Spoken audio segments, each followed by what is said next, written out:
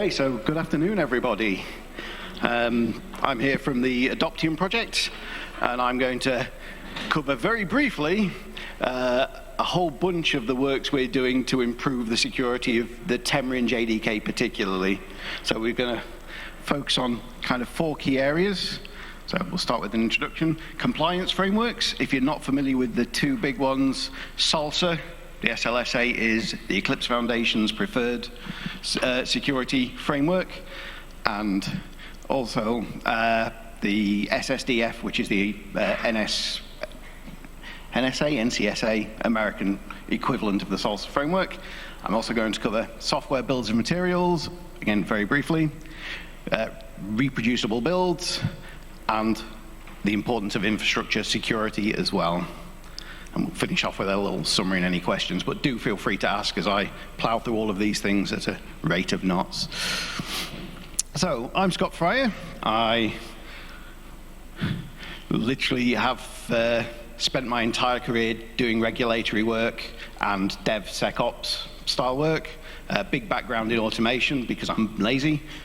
Don't do something 3 times if you can do it once and automate it the first time. So that's largely why I'm with the Adoptium project. I'm a recent newcomer to the world of open source and Java in particular. I've just been with Red Hat for about 18 months. So the Adoptium project has probably been mentioned in at least 3 other presentations I've seen today, is all about providing high quality Java binaries. And our secure software development objectives are largely being driven by our consumers and our customers. They want runtimes that are secure because security is becoming a big factor. If it isn't already featuring in your lives, I'm sure it will do very, very shortly. The requirement from customers, from markets, from government to ensure your software is secure is ever more important. With the CRA coming in Europe particularly, even down to proposedly developer level fines. So there's some potential consequences of not doing it. So we're kind of leading Adoptium's approach to drive processes, technology, anything we can do to make our supply chain more secure. A couple of recent kind of high profile security issues. There was Log4j, which is obviously a dependency security issue, and SolarWinds, which was a supply chain attack. And currently, supply chain attacks are becoming more and more prevalent, much more than individual hacks on machines. If you can compromise the supply chain, you're probably quids in. So, again, we're trying to protect all of our components, all of our software from tampering, unauthorized access, and ensure that any vulnerabilities in our dependent software are also patched as quickly as can be. And if we secure our software with as much security as we can, then we're on to a winner. And again, responding to vulnerabilities in our code, but also in third-party code, very important. So I'll start off, I'll briefly spin through the 2 compliance frameworks. They have similar objectives, but are implemented very differently. So the compliance frameworks, government required in the case of SSDF, and Eclipse Foundation are pushing out SALSA, again, because the demand is there to ensure we're meeting these things. So, SALSA, SSDF. So, SALSA is for me, a much more prescribed set of requirements. So ensuring your materials are signed, ephemeral build processes, those kind of things. There's a very well-defined document that's now at release level. It's level version 1.0 finally. And it basically breaks down your process into various elements and then various tracks within those. So to meet the various levels, I think level 0 is just you've heard of the concept of IT security. As you go through the levels, the requirements are more and more strict and more stringent, and for builds particularly, by level 4, ephemeral builds I think are a mandatory requirement of that. So i.e. no permanent build infrastructure. Excuse me just a second.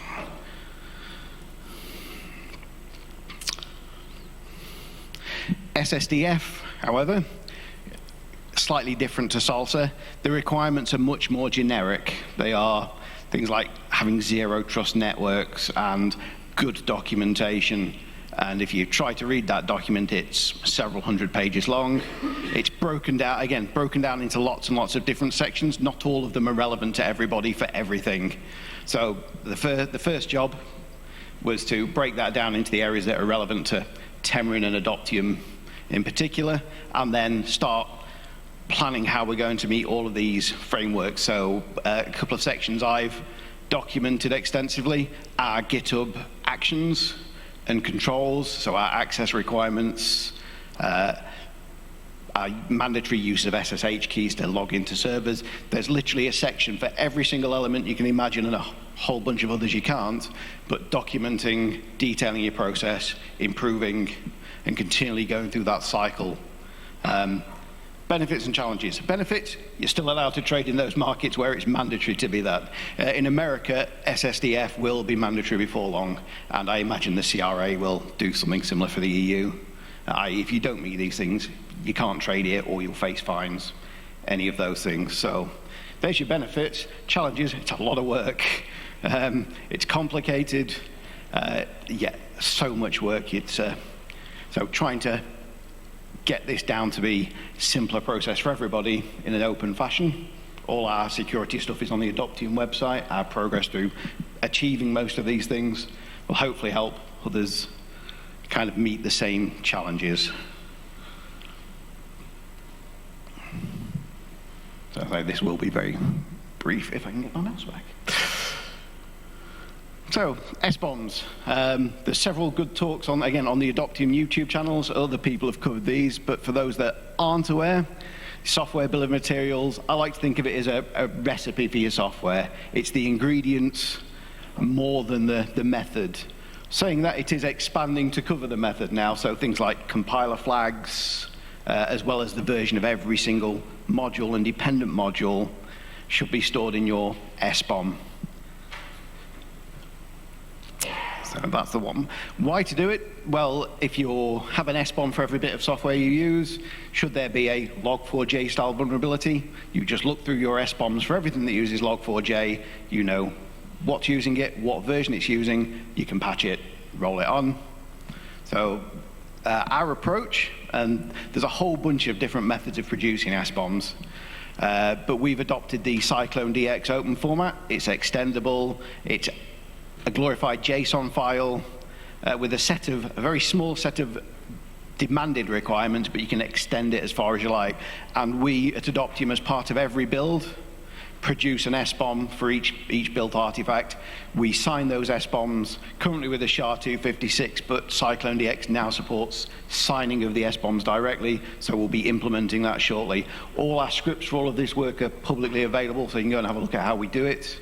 All of our Jenkins pipeline scripts are all publicly available. You can go and literally see how we've implemented that on every build. At some point, we will start pushing the SBOMs to the marketplace alongside the binary artifacts as well. So they'll be delivered alongside every piece of software. So that's been our approach to implementing them. We also have a follow-up script that's still early in its life that will effectively let you feed an SBOM into a build process and rebuild that software with those modules. Early days, but it's the next step of making sure your SBOM's good, and it'll feed very nicely into the next section. So CycloneDX, feel free to have a look at the others. That's just the one we've selected because of the extensibility of it. So the challenges we've faced, let me just grab some notes.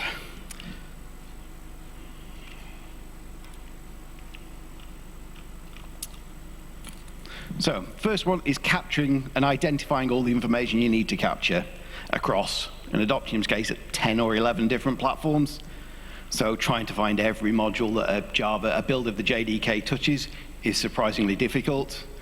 And the tools and things are still very new, they're still evolving. So again, there's a lot of change and shift. So keeping up with it has probably been the biggest challenge, besides identifying all the information. And again, the implementations have to be different because you don't have S-trace on every platform. So you have to find an equivalent way to derive. And this is one of our SBOMs from I think it's from a recent JDK build. So you can see the kind of information it's capturing there. And again, if you want to look at them, you can go and drag ours out of our public Jenkins instance and have a look at the ones for any build. So, and further down, you'll see we've got like compiler flags and environment variables, and we capture all of that. If I put it on the screen, it'd be like 40 slides long. There's a lot of information captured. But take that, you can, in theory, know every component you use. If one of those, let's say, ALSA's got a vulnerability in, we can go and find where we've used that version of ALSA and fix it.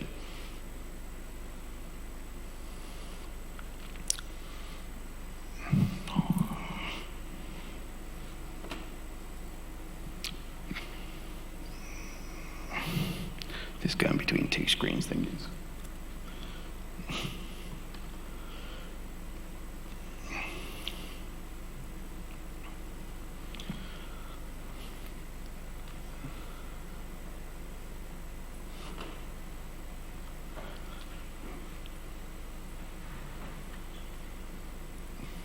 So moving on to reproducible builds, a nice follow-on from the SBOM, and I think the mouse has stopped working.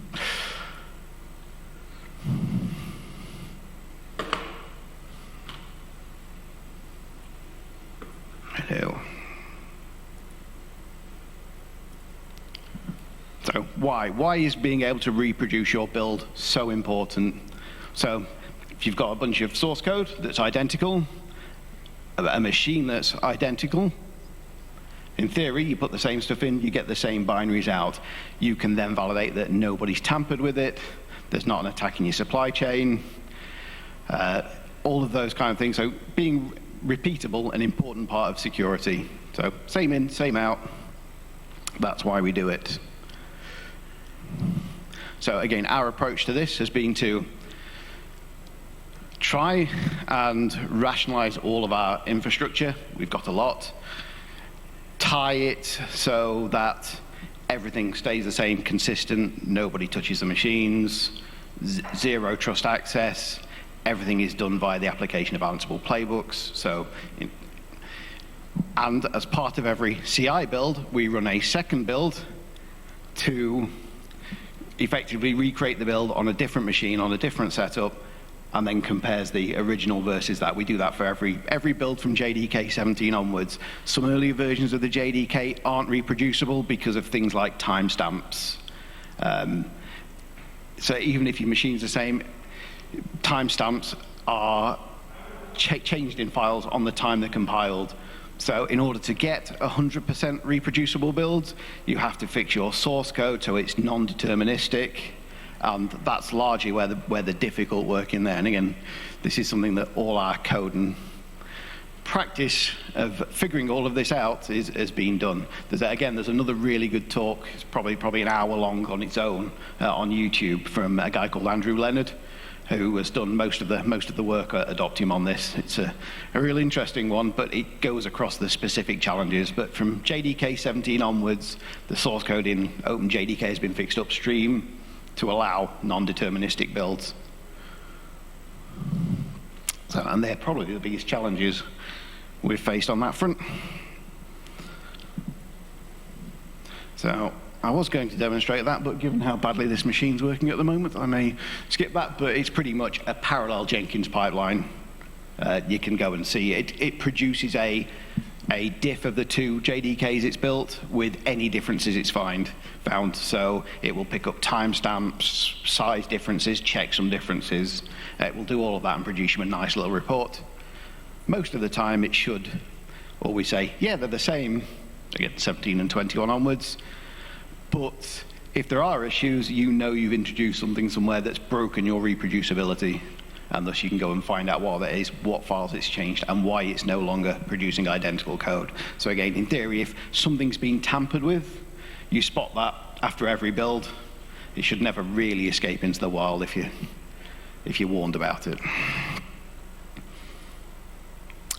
And this is the bit that's probably most familiar. Infrastructure security. If your supply chain isn't secure, pretty much you can't guarantee the security of anything else. SolarWinds was probably the best example, where somebody attacked the Jenkins server, implemented malicious code at that point of the build process, and that went everywhere because ultimately it produced a build that looked good and clean and signed, and so everybody rolls that out as an update.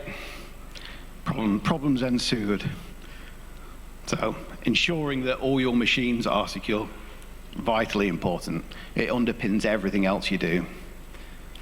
So our approach, many approaches. So zero access to machines. If you could make it so nobody ever had to log on interactively, that's the ideal scenario. We get very close to that. But there's, with some platforms, and again, the variety of platforms, there's actually, I think, 11 platforms: AIX, Alpine, Mac, Windows, Solaris. If you can name it, we probably work on it at some point. So again, trying to secure all of those, particularly the older Solaris 10 platforms, is just zero access is just not possible with some. But trying for that, and again, any changes to machines are done via configuration playbooks, maintaining all the configuration as code in Ansible, and then deploying those regularly so that everything gets kept up to date with any changes. Again, all publicly available. Feel free to go and have a look at our repos and shout. So, system management, we use a SSH key-driven access with a central key server. Again, very secure, so keys get put onto the machines automatically. There is no access beyond that. If people want temporary access to a machine, we add it to the key management system, roll it out for the length of the request, and then revoke it as soon as either they're finished or the time we've allowed them to do the work allows. Because all of our infrastructure is publicly available as well, it's we can't just wall it off from the outside world. The IP addresses for all our machines are public knowledge. It's just a factor of working within an open source environment. It's a different challenge for IT security, because normally just firewall everything and whitelist IPs. It's just not possible in our world. So access controls, no passwords, even root accounts and things are secured via key management. There are no guest accounts. There are no password-driven accounts at all, and even default accounts for things like a guest account on Windows or the administrator account are removed. To try and remove that, well, I can always guess. There's always a Windows user called administrator. I can try and brute force the password.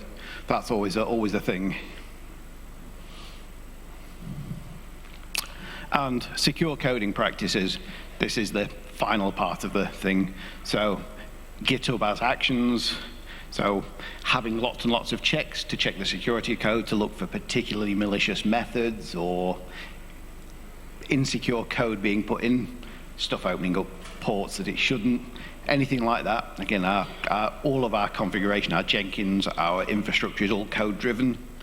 So ensuring that all of that code is secure as can be, trying to discourage the use of any third-party applications that potentially malicious, and trying to reduce that security footprint to be as minimal and as secure as possible. And then generally access controls, your source code access, so ensuring multiple approvers on pull requests, and all of that kind of work as well. I'm aware I'm zipping along, is again to ensure that all the way through the pipeline, from a new user joining to getting a PR merged and built and delivered, is just controlled all the way, and you can see who's done anything at any point with really granular inspection. And again, for the size of a large project, this is a lot of work. But there are some tools that will enable this to be a little bit easier. So I don't know if anybody's heard of Wazoo. Anybody come across that? One man there, well done, sir. We've recently started prototyping this, mostly as an intrusion detection solution. But it's kind of because our infrastructure is publicly available, we have multiple providers, so we have Azure and AWS, and if there's a cloud provider, we probably have at least one machine from them. So we can't do what you do in my previous organization and firewall the whole network. No access in there. all our stuff on the cloud. So we'd either have to do it at every provider level and get every single provider in the world to work with us. Challenging, I think, is a fair bet. Or we switch to a host-based intrusion, so we control the servers, we can manage all the security features of them. And Wazza, and I've just put a couple of screenshots here. Go back one. That's the last 24 hours on a single one of our Windows machines. It's had 90,000 plus intrusion attempts in the last 24 hours. It's kind of eye-opening, really. 44,500 of them have got failed, and 232 successes. There's some filters and things that let me filter this down to particular things that might be problematic. There aren't actually any genuinely serious problems on this machine. So, but it's, again, you can see here all the interesting types of attack. And again, Wazza will break them down into all the different types of events. It's an amazing piece of software, and I recommend checking it out if you're in this kind of sphere, because it's been eye-opening. So, but 24 hours, if you have a month's worth of data, you're into the tens of millions of attack. It's eye-opening. So another really useful feature of it, it will analyze your system against it's very similar to the Open Security Scorecard Foundation, and it will give you a pass and a fail score and a percentage of how secure it thinks your machine is based on the CIS Windows Server Standard for security. So again, there's a whole bunch of work to do there, fixing that machine up, potentially, but it's there at a glance for you to see what work might need to be done. I think Wazza might potentially be the best work-generating machine from a security point of view I've seen. And the final one is a lovely vulnerability report, which can't quite see it on this screen, again, number of pages, but it will tell you all the CVEs that are affecting that machine with the software that's on there to build the JDK. For 142 critical, I think there's 1 or 2 high-scoring CVEs. So again, it's all there for you to go and fix and deal with and work through. Mozilla Firefox 54, I suspect, is sufficiently out of date to be ropey, so we'll fix that up and update the version in the playbooks, roll it out to the machines. So automating the fixes for all of these is important because, yeah, if you've got 100 machines, it's going to take a team of 10, the rest of the live dev constantly catch up. So. Wazoo, very, very interesting piece of software, and we're just starting to scratch the surface of it, really. So, summary. Why are we doing this at all? It costs a lot of money. Yeah, the number of attacks at the supply chain is increased massively. I know Mikhail did a great presentation the other year about that. Again, I highly recommend checking that out and trying to sleep soundly afterwards. So, yeah, securing your supply chain is vital. Governments and consumers are starting to demand it, and I expect that to continue to be a massive area for anybody in development. I think security will become as big a demand as anything else. And again, the cost of action versus inaction. If you're suddenly no longer allowed to trade with the US, the EU, anywhere else, that's a fairly severe cost. And in the case of the CRA with its proposed implementation, the cost to individual developers might be enough to be a serious concern as well. So the cost of doing it will probably be less than the cost of not doing it. And the frameworks provide good guidance and structure for actually achieving all of this, to give you a good place to start, a good list of things to try and do. And if you can demonstrate you've been doing these things, it kind of will guarantee the other negatives go away. So that's why we're doing all of this. Right, that's me. Any questions?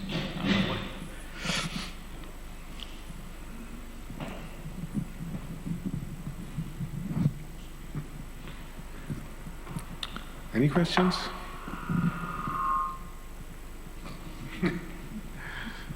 Yeah. So there is that European Union new directive, I think, which actually I don't know much about. Apparently will impact a lot of open source projects. How are you, with this all work Adoptium still have to do, how much are you worried about this directive? I don't think worried's the right word. We're hopefully well along the way to meeting any requirements to have, in theory. The CRA isn't final yet, which is part of the problem. It's still changing. It's still changing a lot. But hopefully when they come out with their final requirements, we will meet them the same way we're meeting the US government ones, the Eclipse Foundation ones, and that will hopefully allow us to offset whatever the CRA turns into. Adoptium's a big project, a lot of contributors.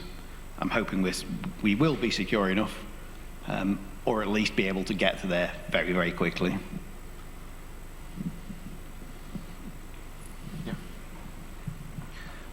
Thank you for the presentation. So it was, I think, clear if you are managing your own ecosystem, how to do it.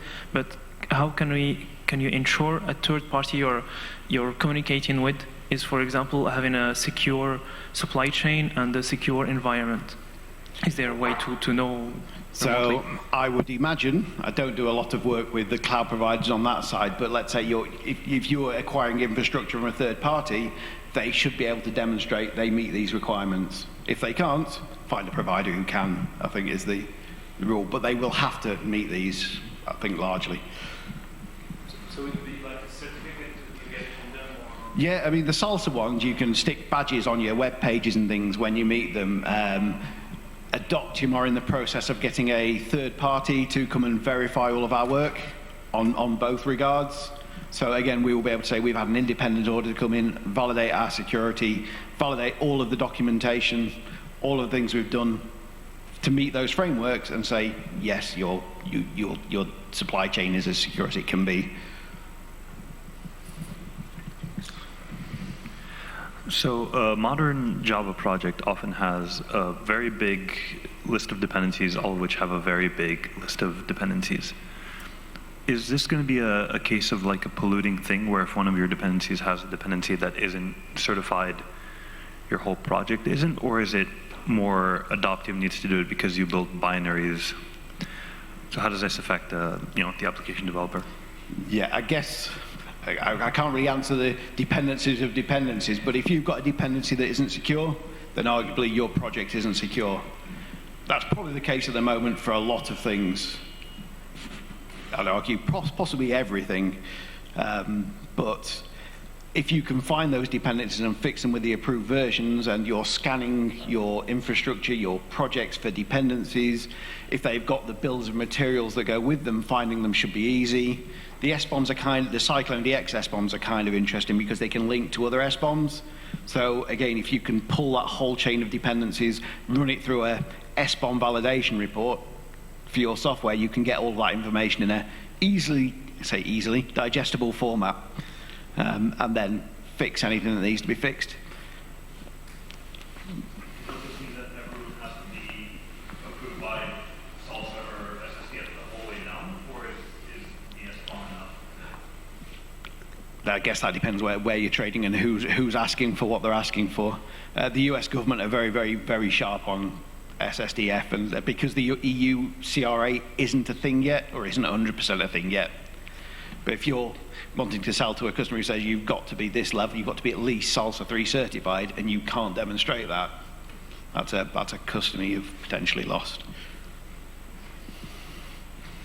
Leaning a little bit on the question for the app developers, does the SBOM contain any information about shading? Because if I have a large SBOM and one of my dependencies is vulnerable, I might have the idea that I can fix it by dropping in a safe version of just that library. I had Log4j, for example, a couple of years ago.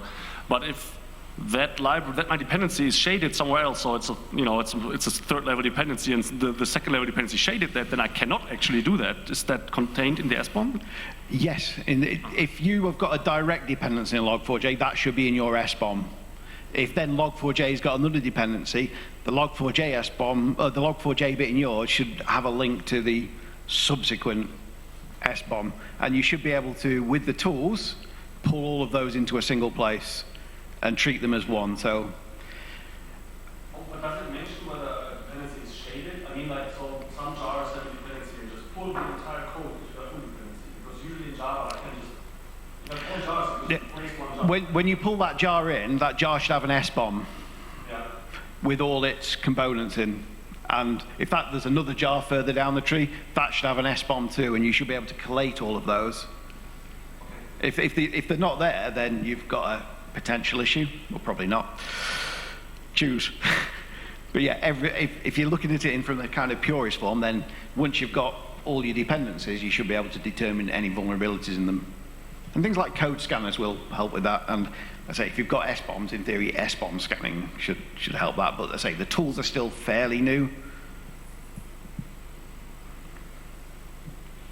Okay, we have time for another question. Or you grab a coffee before the last talk in this session today. Thank you very much, Scott.